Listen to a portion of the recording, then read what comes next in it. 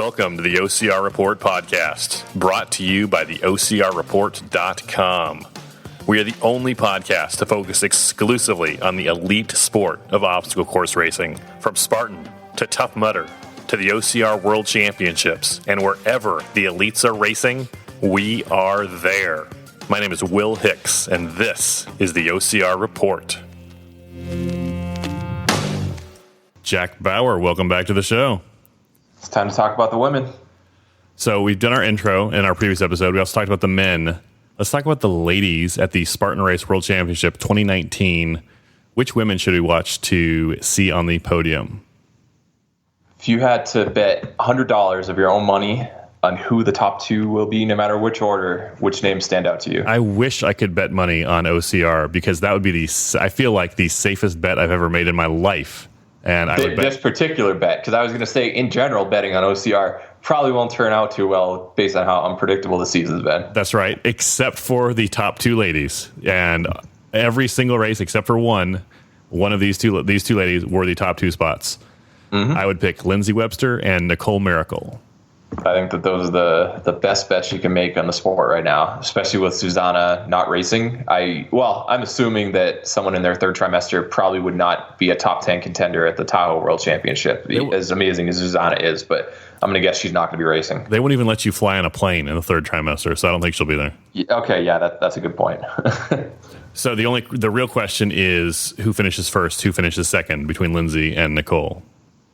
It's hard to bet against the two-time reigning champ. It's very hard, and I think someday, I used to say this with Atkins in World's Toughest, and I've still been I've been wrong every time. Someday he's going to lose, right? And you'd like to, or not like to think so, but you'd think so. And Lindsay, same deal with Lindsay's just had this amazing run the last two and a half years. It's difficult. She has lost a few races to Nicole, but I feel like you can't bet against Lindsay Webster at this race. She has not finished off the podium since mid-2015.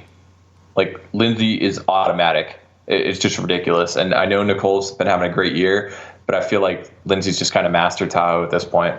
And the thing with the women is the entire women's field has improved, right? Like, everyone from 15th place up to third place, they've all gotten better. But Lindsay continues to get better, and she continues to stay on top. Oh, yeah. It's not even debatable. It's just the depth of the sport. We've already mentioned that on several podcasts before, but just even though everyone else gets better around her, Lindsay keeps improving. So how do you catch her? I just think that her dominance is going to continue for a few more years at this rate. So Lindsay or Nicole, it's hard to pick against Lindsay. I have Lindsay finishing first. Mm-hmm. Do you want to know how much the sport has changed in just a few years? We've just kind of been mentioning that it's the Lindsay and Nicole show right now. And it's kind of been that way for a while. I'm going to let you try to guess the top 5 finishers at the 2013 Women's Spartan Race Championship. Okay. Top 5 in 2013 in no particular order. No, just name them, because you're probably not going to get the right order. Okay. Give me Amelia Boone. Okay, she won. Give me Rose Wetzel. Nope. Give me Claude Gabot. She got third. Give me man. Exactly. It's hard because the sport is way different now. I want to say then. Kate Kramer, but I don't even know if she was racing back then. No, she's never got top 10 at Tahoe. So it was Amelia, Deanna Blagg, Claude Gabot, Jenny Tobin, Tyann Clark. Those are the top 5. Deanna Blagg was a gimme. I should have had that one. Right now, you're looking at last year. You had Rhea, Nicole. You had a bunch of just amazing modern athletes at this point. Like, Nicole got 6th, Alyssa got 8th, Chikorita, she ended up getting 9th. But in 2013, it was April D, Carolyn Drolet, Kristen Zielinski, Debbie Koch, and Mena Bluebeers. Do you know what most of them have done? I mean, the sport is so much more difficult these days. Nothing against all that they could do is beat the best who were out there that day. And obviously, Killington was a brutal course back then. But the sport has changed so much, and it's just, getting a top 10 these days is just remarkable versus in the past. So, other than April D, I don't know if I've heard of any of those women, doing anything recently. I'm sure they're doing amazing things in their life, just on the OCR course. Yeah, exactly. I mean, Jenny Tobin, she won the first world championship in 2011 back when it was in Texas. She actually lost to the open heat winner, believe it or not, but that wasn't how they determined the world champion at that point. The fastest, it was just who won the elite heat. So that's pretty interesting tidbit there. So I've got Lindsay in first. I've got Nicole in second. Who do you have in third place at the Women's World Championship? A lot of people have been sleeping on her this year just because of injuries, but reigning second place finisher from last year, Rebecca Hammond, I think that if all three are healthy, I think that Lindsay, Nicole, and Rebecca are on a different level than the rest of the females in the sport. I have her as well. Yep. So I think that assuming Rebecca's healthy, and she seems it at this point, and I think that she's going to end up getting third. But I think that Nicole, just based on how consistent she's been out in Tahoe for like a week and a half already, just kind of getting she lives in Colorado, but just getting used to the area again. And just, like, she ended up getting sixth last year. So it's not like it's a brand new course for her. And she hasn't done remarkably well in the past by her current standards on how much she's been dominating this year, with 7th in 2017, but and 6th last year. But I still think that Lindsay, Rebecca, and Nicole are the ones to beat if they're on a different level. Totally agree. You and I text during the week, but we don't discuss our picks prior to getting on the microphone or getting on the phone call with each other. So, but the reason we have the same top three, I think, is because those top three are, I don't want to say they're easy choices, but they're pretty much the clear front runners. Yeah, I think so as well. And I think that a lot of people are kind of overlooking the weather. And that's we already mentioned that Ryan Atkins in the men's preview episode, that he just ran that eco challenge, and it's, it nasty conditions, but that kind of favors him because just based on his credentials and, biking across Canada in brutal -40 weather and stuff and camping and that. So like nasty weather doesn't seem to affect someone like him, but his counterpart in the eco challenge, Rhea Kolbl, what are your takes on her, seeing that she just ran the eco challenge and it's going to be nasty weather? Because my experience, or my opinion, is that she's done really well in nasty weather, like World's Toughest Mudder, when she wears a wetsuit. But she's not going to be wearing a wetsuit here. And she really struggled to stay warm at the New Jersey Beast last year in the nasty conditions later in the year. So I just think that the combination of being just beat up from Eco Challenge, as amazing as she is in most races, and she always brings her A game and just can recover with the best of them. But I think that the combination of just being beat up and having the weather play a role in this, and just giving her past Spartan history with bad weather, I don't know if that's going to result in her in a top 5 again this year. With Rhea, I think of her race in Seattle this year, where I don't remember which she finished off the podium, and I expect her to do much better at that race than she did. Another thing she has going against her is the Eco Challenge thing. Although she was training like crazy leading up to the Eco Challenge, so. Although I don't want to talk myself into it, because I did the same thing during the season, and she ran a Sky race, and then a week later she had a U.S. Championship Series race, and you could tell that the Sky race affected her results a week later. So like Ryan and like Lindsay, I don't like to bet against Rhea, just because I've seen them at World Toughest a lot, and but I have Rhea. Yeah. I have Rhea out of the top 5. I would any other year or any other. Take the Eco Challenge away. Even considering the weather, if you take the Eco Challenge away, I'd have her in the top 5. It's just like Ryan Atkins right now. It's like it could be boom or bust, but they're going to be consistent. But I don't think that they're going to perform as well, just with the combination of being tired and just having the rest of the field kind of gaining on them throughout the course of the year. Now, there's no reason the athletes can't wear a wetsuit. As long as they start the race and finish the race with the wetsuit, they're allowed to wear a wetsuit, right? I couldn't see you bombing downhill at sub 6 mile pace wearing that, though. Maybe a shorty. I don't know. Potentially, but realistically, I think that you're either going to be able to handle the weather or you're not. And I don't think that people are going to risk wearing a wetsuit for the chance that they might suffer. I think that they're just kind of going to go all in and hope that they can handle it without wearing a wetsuit. Like I just don't see any elites wearing a wetsuit for this race. And it's going to be cold, but this isn't like you're going across Antarctica, so I wouldn't worry too much about it. You're going to heat up about 20 degrees over the course of the race versus like the air temperature. But as long as you put in a windbreaker after you get out of the swim and, kind of rip off some of your wet clothes if possible, like I think most of them are going to be fine. So that's just my take on the weather. Someone who had an interesting year on the women's side, and I watched her result. I think a lot of people watch her results every race, was Rose Wetzel. How do you think Rose will do this weekend? So do you remember how she finished her first year at Tahoe? I do. I'd say top 3. Actually, past in 2015 and 16, she finished in 5th place. Okay. So she definitely knows how to run this mountain. Lives in Colorado. The altitude is not going to get to her either. And she's obviously just made a big resurgence this year. So I definitely would be putting Rose Wetzel in your top 10 if you're doing the prediction contest. I've got her at 5th place. I think okay. We were kind of surprised when she, how strong she did the first couple races of the year. But I think, I think her experience is definitely a factor. And I think she's got the endurance built back up. And I think clearly she's serious about her training, and she's taking it very seriously, and she's committed. And, I feel pretty good about her at 5th, top 5. Yeah, I do not have her in the top 5, but she's definitely in my top 10. Like, without question, she's going to finish there. The big name that I think we haven't discussed yet, super consistent through the years with a 3rd, 4th, and 4th the past 3 years of Tahoe, Faye Stenning. Faye Stenning, yes. I have her at 6th place off the top 5, but I think she could surprise us, yeah. Okay, I think that just look at the gap last year. She got 4th, and she was 8 minutes ahead of 5th place. And she almost got 2nd a couple of years ago against Lindsay. I know time passes, but Faye has been on the right trajectory all year. She started off the season, she ended up getting 10th in Jacksonville, 8th in Alabama, 5th in Seattle, 5th in Big Bear, 3rd in Utah, 4th in West Virginia. Like, you could see that trend in the right direction. Like, so I personally think that Lindsay, Nicole, and Rebecca, one of them's gonna have to have a bad race for Faye to be able to sneak in the top 3 on the podium. But I still think that Faye is definitely a lock for the top 5. Tell me so we have our top 3. We both agree on Lindsay, Nicole, Rebecca Hammond. Who are your 4th and 5th then? Who's your 5th? My 5th place, I have Rose Wetzel. Okay, you have Rose. 4th place. Go ahead. We probably don't even have this. You probably don't even have this person in your top 10. Give them to me. Miriam Guillet-Boisset. I have her as my 4th place.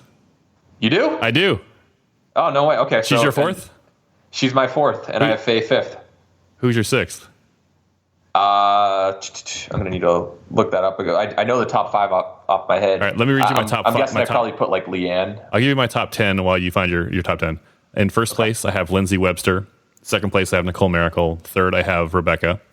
4th, I have Miriam. 5th, I have Rose Wetzel. 6th, I have Faye Stenning. 7th, I have somebody we haven't talked about yet, Alexandra Walker. She's definitely a dark horse pick. She's super fit right now. I can tell you from experience. I talk with her pretty regularly. I would not be surprised to see her in the top 10. 8th place, I have Leanne Wastenay. 9th place, I have Rhea Kolbl. And in 10th place, I have Yanka Pepova. All right. Solid picks. We have the same top 3, Lindsay, Nicole, Rebecca. 4th, I have Miriam. She's just been dominating the international circuit this year. So far, as of about a month ago, I remember posting a stat. She set the single season record for the most wins in a single year with 13. And that was as of like the beginning of September or late August. That's just pretty remarkable. And she has 14 podiums in the year, so she's only not won once. That's pretty remarkable. I know that she's not racing the same caliber athletes, whether it's in Europe or Asia, as you would in the U.S. Series. But she ended up winning the Spartan European Championship by like over 10 minutes, which is just what John Albin did. She's not John Albin, but that's still pretty remarkable and kind of gives you a little bit of a hint at where she stands fitness-wise. So I have her 4th. I've got Faye 5th. I think Rhea is going to finish 6th, even though we've kind of just been downplaying, but I trust her to recover well, and I just, with all that climbing, I know she's not the best descender when she's fresh, and obviously under tired legs that's going to play a little role, but I just think her climbing is going to be there no matter how fatigued she is. She just puts in ridiculous mileage, and I think she'll be able to handle it. 7th, I have Leanne Wastenay. 8th, another name that has kind of burst onto the scene and done really well, Amanda Nadeau. She's from Canada. She's had a great year. 9th, I have Rose Wetzel. And 10th, I have Alex Walker. I was going back and forth between Alex and Elisa Petrova, who's one of the best racers in Europe as well. But I ended up going with Alex just because I know her personally and I want to see her get top 10. Because your picking here doesn't help her finish better. That I think should be 10 or 11. So I'm gonna go with my friend if I have to make a difference right there. Just something we didn't talk about when we did our men's predictions is the weather. We've kind of alluded to it a couple times. What is the forecast for this weekend? Cold and rainy, and potentially snow. So if you look, so you were, have you ever gone to Tahoe? I've been to Tahoe, not for the race. Okay. A lot of people, they overdress and get super hot like as the race goes on. I don't think that's the best idea. In general, you're going to get wet, and it's better to have less clothing at that point instead of cold clothing just kind of wicking to you and then, getting your body even colder throughout the day. So I think that you might want to dress a little less conservatively for this. If you're in the fast heat, just make sure you bring a windbreaker and keep your head warm and get some gloves that are waterproof. And if you do that, you'll probably be fine without having to overdress. But the weather forecast right now, today on Wednesday, 75 for the high, 44, perfectly sunny. Saturday, 46 for the high, 25 for the low, mix of rain and snow. Sunday, it's going to have snow, low of 24, high of 41. Race day, it starts at 9 a.m., and the temperature is going to be right around 30 degrees. And the precipitation throughout the day, it looks like it's going to be about 30 to 40% precipitation chance throughout the night. After a day before that, when it's going to rain consistently throughout the day, it looks like. So I think it's going to play a little bit of a role in the descents and might slow people down a little bit. And I know that some people have said that that's going to help someone like Killian or Rhea, who's a great climber and still a good descender, but just not one of the top ones. It might slow some of the other people down to give them an edge, but I think the weather definitely will play a little bit of a role. Have we ever had snow for a Spartan World Championship? They had it in the Ultra Beast a couple years ago when they had the Ultra Beast on Sunday. And some of the, I think they pulled athletes from the swim as a result of the cold and the snow that was happening. And that's actually another topic that we forgot to mention. I just walked into it. So did you hear about the potential predicament involving swimming? I did not. Tell me. So if the combination of air temperature with wind chill and water temperature is 80 degrees or higher, you're allowed to swim. If not, if it's less than 80, that combination, they're not legally allowed to have the swim just because medical won't clear them and stuff. So temperature is going to be about 30 degrees at the start line. Steve Hammond posted a video yesterday or a screenshot, and the water temperature is 52 degrees. You add the two of those together, that's 82 degrees, right above the threshold. A lot of people are like, oh, it's going to be so cold, so that's going to, bring the water even a few degrees. Water takes a long time to get colder. There's a lot of energy in water to change the temperature, so I don't really see it getting below maybe 1 degree colder in the next couple of days, or by race day, no matter how cold the actual air temperature is. I just don't think that it'll get below like 51 or 50. That's the worst case scenario. And I think that as the race goes on, as opposed to like the start line temperature, say that it's an hour into the race, the temperature is going to be about 4 or 5 degrees hotter at right around 10 o'clock. So that'll give them a few degrees as well. I'm willing to bet that the swim's going to be in there. That's definitely been a game changer in the past. And especially if it's right at that like threshold where it's allowable and not allowable, that's going to be some pretty brutal conditions. But the wind isn't going to be too bad. It's going to be like calm 7-8 degrees in the morning while this is going on. So at least that won't really affect hurt with the wind chill too much. But I hope they have the swim. It's definitely been a game changer in the past. I know that it cost Cody Moda title a couple of years ago, or a few years ago, when he couldn't really deal with the temperature. But it's a big game changer. So I hope they have it. Has Spartan announced viewing options? Will it be televised live?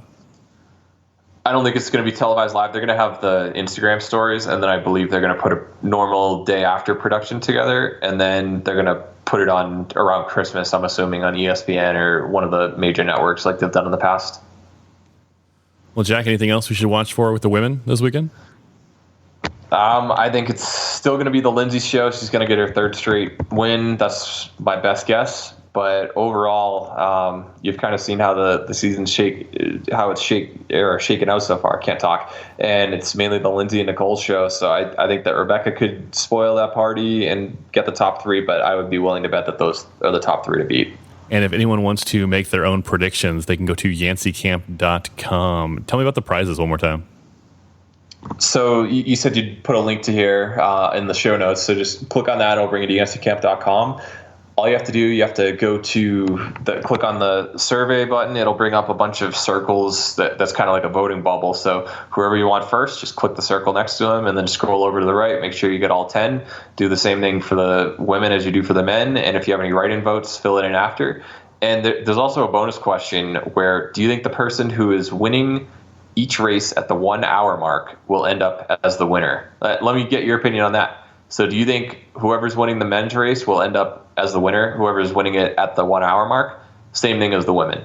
So they've released the profile, the big hill, little hill, like we talked about. So you say 1 hour. How many miles in would that be? You think 6, 7? 6. You're probably reaching there right around that point. So 6 miles is about the start of the first big descent. Yeah, maybe I would say they'll reach the top somewhere in that like 55 to 65 minute range. So I'm gonna say no. I'm gonna say that I don't think Albin will be. I think Albin's gonna win the men. I don't think he'll be in the lead at the 1 hour mark. Got it. For the women, how about this? Who do you think's gonna be in the lead at the 1 hour mark? Oh, geez, I think it could be somebody like maybe Ryan Kempson. Maybe VJ, maybe even Johnny Luna Lima. No, I think it's going to be either Killian. Killian's not going to let Johnny outclimb him. There's no chance. If he sees Johnny next to him, I bet the Killian is just going to go and just take off because they ran a race together here in Colorado Springs, and it was basically 6.5 miles up with roughly little over 3,500 foot gain, and Johnny outclimbed Killian, and he was like, I never saw that coming. I just could not believe it. So I think that Killian is not going to allow that to happen, knowing that Johnny is such a good descender that if Johnny's with him at the top of that first climb, game over for Killian, just based on how good Johnny can climb. So I would be willing to bet it's going to be either Killian or Woods taking the lead early on and owning it at the hour mark. Now, on the women's side, it's a fact of life. Nicole Mericle will be the first woman out of that chute. So I could see Nicole being in the front there, and then Lindsay passing her, in the last half of the race. So I would say no for both the men and the women. I think that Miriam is actually going to lead the race at the 1 hour mark. Huh. Okay. She is a ridiculous climber. She actually had the lead a few years ago when Zuzana ended up winning her second title, I believe. I think it was 2016. Miriam ended up doing 8 sets of burpees, so 240 burpees, and she still finished 8th place that year. And she had like a 2-minute lead on Zuzana, who had the single most dominating win in history to that time at a world championship race. And she had literally a 2-minute lead on her 45 minutes in, and then just kind of the wheels fell apart because she got cold and kept failing obstacles left and right. So I think Miriam is going to take this race out hard, and I wouldn't be surprised to see her as the women's leader at the hour mark. It'll be a good race. Jack, any last thoughts on the women's Spartan World Championship? Get your votes in. I want to see how everybody does, because it's a lot easier to sit on the computer or your phone and say that you claimed you knew who was going to do well. So back it up. We'll see who does the best. As we mentioned, we just gave our top 10 picks. I'm probably going to change them a couple times. And if anybody else wants to submit and then change your picks, I'll count whichever one is the most recent one. So go ahead, submit a few if you need to. If you change your mind, feel free to do it. And I'm probably going to do the same as well, just because you'll find more information. Like, for instance, say that you forgot to put an Aaron Newell in your picks earlier, and then you're like, I got to change him. Or you're like Matthew Davis, and you forgot Johnny Luna Lima existed, so you need to redo your vote like him because he's stupid. Feel free to do it. No penalty. Go ahead and vote a couple times, and then I'll filter it out. Just whichever one's your most recent one, that's the one that counts. Jack Bauer, thanks much. All right, thanks, Will. So what do you think for the women? Can Lindsay Webster do it again? Is this finally Nicole Mericle's year? Or will there be a surprise? Is it Rebecca Hammond? Can Rhea Kolbl overcome her eco-challenge fatigue? It'll be a good race. Be sure to go to yancycamp.com to make your predictions and watch this weekend. And while you're on your internet, why don't you leave us a review on Apple Podcasts? Search for the OCR Report, click our logo, scroll down and click Write a Review. I would appreciate it. I will talk with you soon. Go spend time with someone you love.